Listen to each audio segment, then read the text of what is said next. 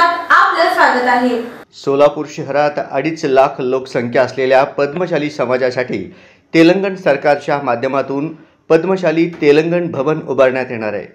त्यासाठी तेलंगणचे मुख्यमंत्री रेवंत रेड्डी यांनी 1 कोटी रुपये देण्याची घोषणा केली होती। त्यासाठी पद्मशाली ज्ञाती संस्थेला शुक्रवारी हैदराबादला येण्याचे निमंत्रण होते।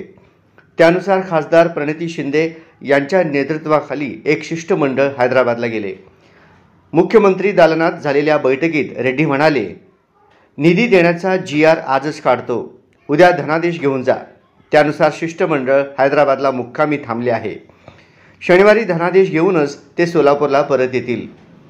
मुख्यमंत्री रेड्डी महाराष्ट्रात नुकत्याच झालेल्या विधानसभा निवडणुकीत सोलापूरला काँग्रेस उमेदवारांच्या प्रचारासाठी आले होते। त्यावेळी त्यांनी सोलापूरच्या पद्मशाली समाजाला तेलंगण भवन बांधण्यासाठी 1 कोटी रुपयांचा निधी देण्याची घोषणा केली होती। पद्मशाली ज्ञाती संस्थेचे अध्यक्ष सुरेश पलमारी यांनी त्याचा पाठपुरावा केला। त्यामुळे शुक्रवारी हैदराबादचे निमंत्रण मिळाले।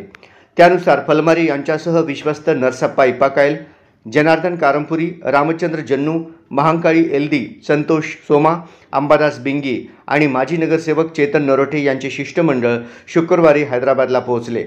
दुपारी मुख्यमंत्री रेड्डी यांच्या दालनात बैठक झाली। निधीचा मार्गच मोकळा झाला। खासदार प्रणिती शिंदे आणि काँग्रेसचे शहराध्यक्ष चेतन नरोटे यांच्या पुढाकाराने तेलंगण सरकार समवेत शुक्रवारी आमच्या शिष्टमंडळाची हैदराबादेत सकारात्मक बैठक झाली। मुख्यमंत्री रेड्डी यांनी आमचे स्वागत करून तातडीने निधी देण्याची व्यवस्था करू असे सांगितले। इतकेच नव्हे तर उद्याच 1 कोटी रुपयांचा धनादेश घेऊन जा असा शब्द त्यांनी दिला, असे पद्मशाली ज्ञाती संस्थेचे अध्यक्ष सुरेश पलमारी म्हणाले।